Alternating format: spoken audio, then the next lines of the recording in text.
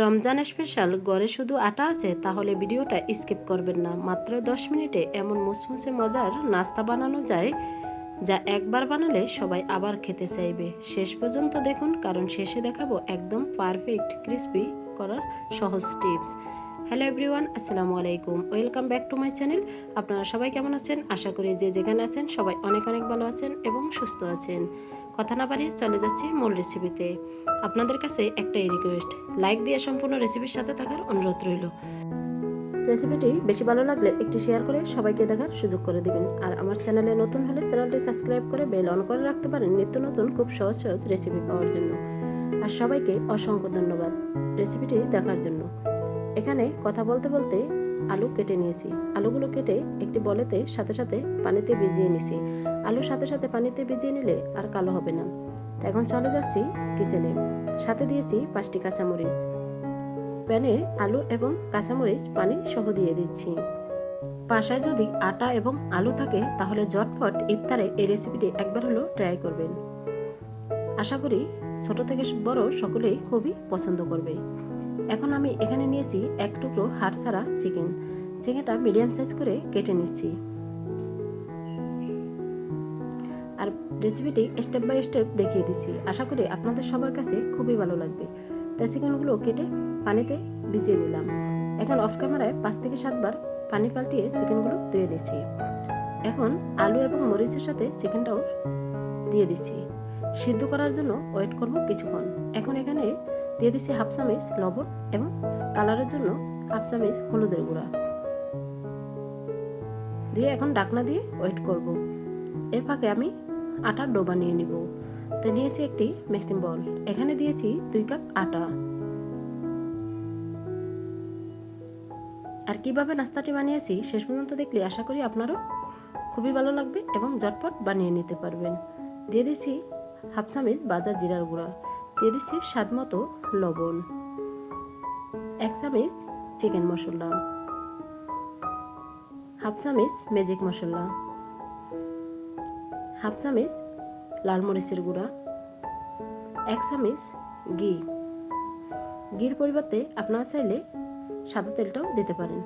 Half চামচ baking powder দিয়ে এখন শুকনো উপকরণগুলো হাত দিয়ে ভালো করে ময়াম করে নেব। যতক্ষণ পর্যন্ত শুকনো উপকরণগুলো একসাথে মিক্স করা না হবে ততক্ষণ পর্যন্ত একটু সময় ধরে মিক্স করে নিতে হবে। তাহলেই নাস্তাটা একদম পারফেক্ট হবে।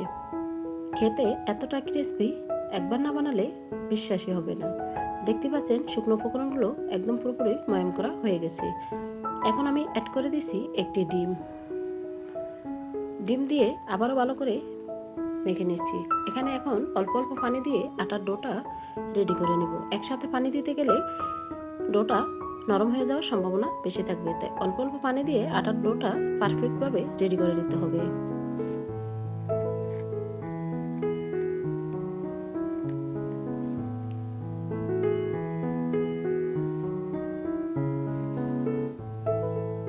তো অল্প অল্প পানি দিয়ে পারফেক্টভাবে আটার ডোটা একদম রেডি করে নিচ্ছি।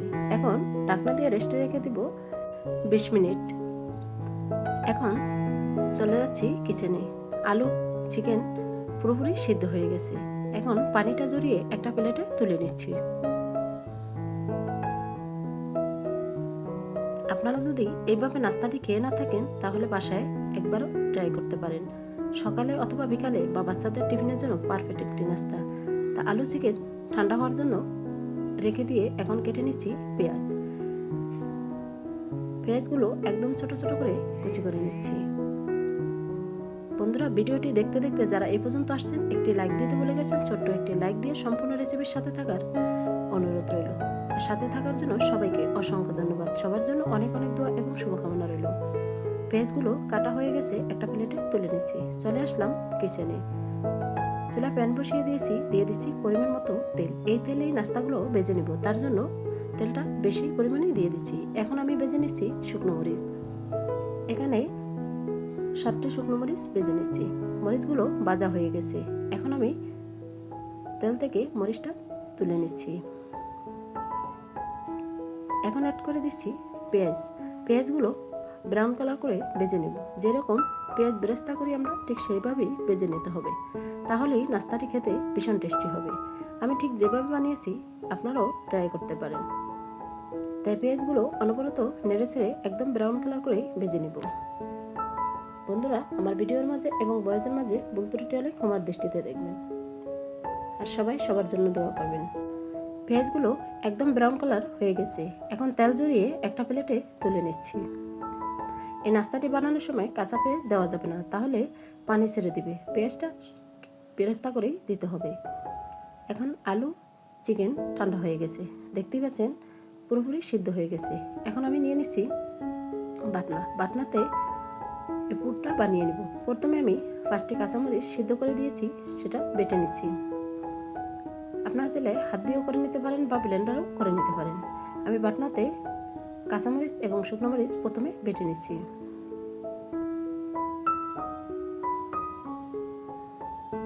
এখন আমি অ্যাড করে দিচ্ছি সিদ্ধ করা আলুটাও ভালো করে বেটে নেব।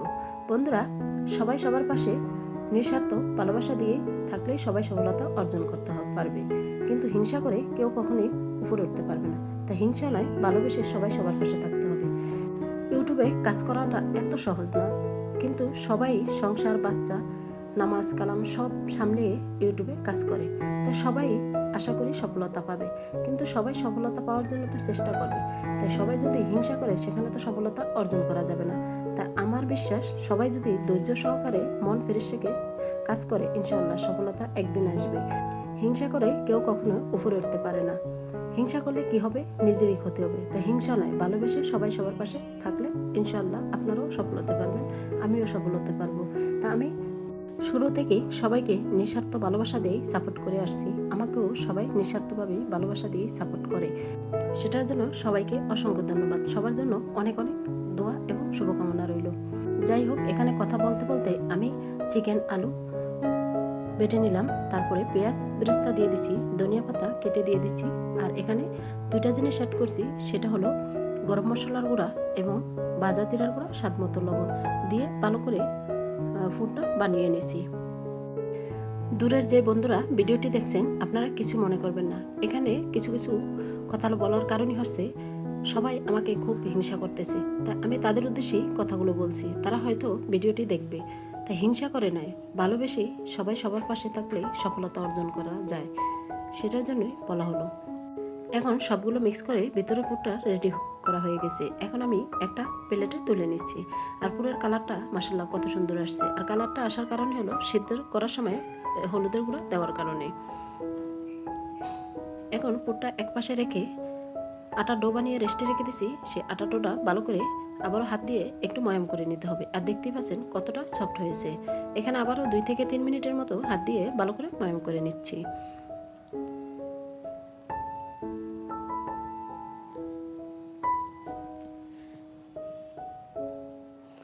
এখন একটা ছুরি দিয়ে লেচি কেটে নিব। এখানে আমি সর্বমোট 4টি রুটি বানাবো। 4টি রুটি দিয়ে অনেকগুলো নাস্তা হবে। আর কিভাবে বানিয়েছি শেষ পর্যন্ত দেখুন, আশা করি আপনার কাছেও খুবই ভালো লাগবে। একদম ইজি একটি রেসিপি। আর ঘরে আটা আলু সবার বাসায় থাকে, তাই সবাই এই নাস্তাটা বানিয়ে নিতে পারেন। এখান থেকে আমি কিছু নাস্তা প্রয়োজন করে রেখে দিয়েছি, আর কিছুটা ভেজে আপনাদেরকে দেখিয়ে দিচ্ছি কতটা লোভনীয় হয়েছে। যখন হাতে সময় থাকবে তখনই আপনারা বানিয়ে প্রয়োজন করে রাখতে পারেন। আর এভাবে বানিয়ে বাচ্চাদের টিফিন বক্সে দিলে টিফিন বক্স 1 মিনিটেই খালি হয়ে যাবে। তাই 4টা রুটি ভালো করে হাত দিয়ে শেপ দিয়ে নিচ্ছি। এখন রুটিগুলো এক এক করে বেলে নিব।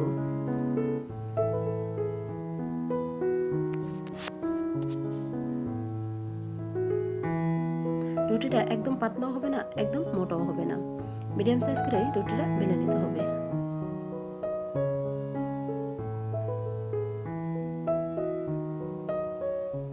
তো রুটিটা পুরোপুরি বেলা হয়ে গেছে। এইভাবেই আমি 4টা রুটি বেলে নেব। রুটিটা দেখেই বুঝতে পারছেন একদম পাতলাও না, একদম মোটাও না। তা এভাবেই 4টা রুটি আমি বানিয়ে নিয়েছি। এখন যে পুর বানিয়ে রাখছি, পুরটা চামিচ দিয়ে রুটির উপরে দিয়ে চামিচ দিয়ে একদম পুরো রুটিতে ছড়িয়ে দিব। একটু চেপে চেপে ছড়িয়ে দিতে হবে, তাহলে ভাজার সময় আর খুলে যাবে না।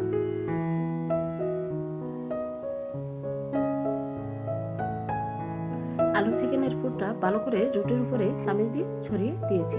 এখন আমি উপরে আরেকটি রুটি দিয়ে নাস্তাটির শেপ দিয়ে কেটে নিব। আর কিভাবে কেটে নিছি একটু খেয়াল করলেই বুঝতে পারবেন। রুটির চারপাশের বাড়তি অংশটা কেটে নিব, তাহলে নাস্তার শেপগুলো দিতে খুবই সুবিধা হবে আর দেখতেও খুবই সুন্দর লাগবে। তাই এক এক করে চারপাশের বাড়তি অংশটা কেটে ফেলে দিচ্ছি।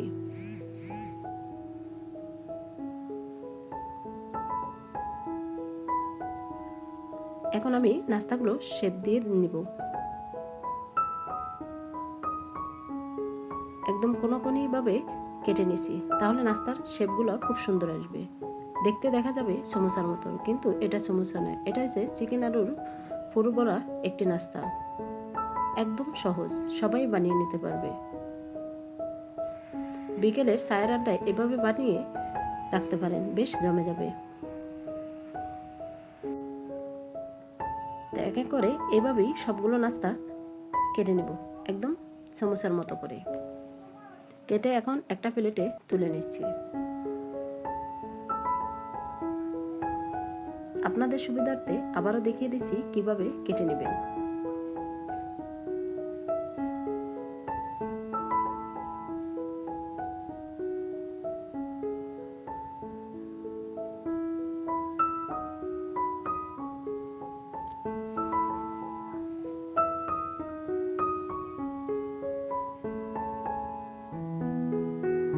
বন্ধুরা, কালারটা দেখে বুঝতে পারছেন কতটা লোভনীয় হতে পারে। বাজার পর দেখতে কিন্তু ভীষণ সুন্দর এবং খেতেও কিন্তু এক কথাই অসাধারণ।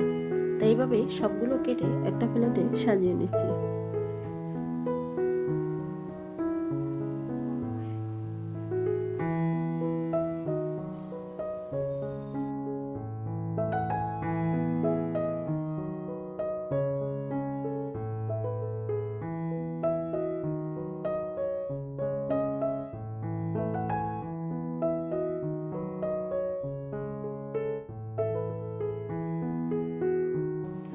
সবগুলো কেটে প্লেটে সাজিয়ে নিচ্ছি। অফ ক্যামেরায় আরেকটা রুটির সাথেও এভাবে পুর দিয়ে কেটে নিচ্ছি। এখন আমি কোট করার জন্য 2টি ডিম নিয়েছি। এখানে 2টি ডিম ভালো করে ফেটিয়ে নিতে হবে, আর ডিম দিয়ে অবশ্যই কোট করে দিতে হবে, নাহলে বাজার সময় পাশের আলু চিকেনের পুরটা বের হয়ে তেলটা নষ্ট হয়ে যাবে আর নাস্তাগুলো দেখতেও একদম বাজে হবে, খেতেও ভালো লাগবে না। তাই ডিমের কোট করে নিতে পারেন, বা আপনারা আটা দিয়ে চাইলেও কোট করে নিতে পারেন। এখানে 2টি ডিম ভালো করে ফেটিয়ে নিচ্ছি। এখন নাস্তাগুলো ডিমে কোট করে নেব। এক এক করে কোট করে একটা প্লেটে আবার তুলে নিচ্ছি। আর আপনারা প্রয়োজন করতে চাইলে বানিয়ে প্রথমে কাগজ দিয়ে তারপরে নাস্তাগুলো সাজিয়ে রেখে উপরে আবারও কাগজ দিয়ে রাখবেন, তাহলে খুব সুন্দরভাবে প্রয়োজন করতে পারবেন। যখন খাবেন তখন 10 মিনিট আগে নামিয়ে ভেজে নিলেই হবে। তাই ডিমের কোট করা হয়ে গেছে সবগুলো। এখন চলে যাচ্ছি কিচেনে। তেলটা আগে থেকে পুরোপুরি গরম হয়ে গেছে। এখন এক এক করে নাস্তাগুলো দিয়ে দিচ্ছি, আর দেওয়ার সাথে সাথেই ফুলে উঠছে। চুলা লো হিটে দিয়েই পুরোপুরিভাবে ভেজে নিতে হবে।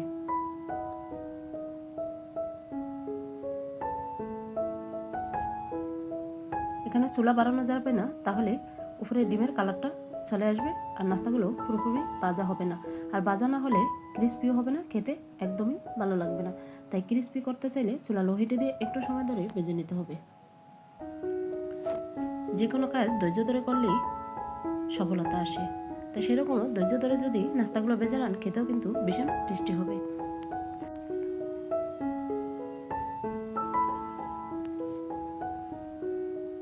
নাস্তাগুলো কালার চলে আসছে, আবারও একটু ভালো করে উল্টিয়ে ভিজিয়ে নিছি। তা পুরোপুরিভাবে ভাজা হয়ে গেছে। এখন আমি তেল জড়িয়ে একটা প্লেটে তুলে নিছি। বন্ধুরা, দেখেই বুঝতে পারছেন মনে হচ্ছে একদম সমোসা, কিন্তু সমোসা নয়, এটা চিকেন আলুর পুর করা একটি নাস্তা। একদম ইউনিক একটি নাস্তা, যাকে খাওয়াবেন সেই আপনার প্রশংসা করতে বাধ্য হবে। এইভাবেই সবগুলো ভেজে নিচ্ছি। আবারও তেল জড়িয়ে সবগুলো নাস্তাই তুলে নিচ্ছি।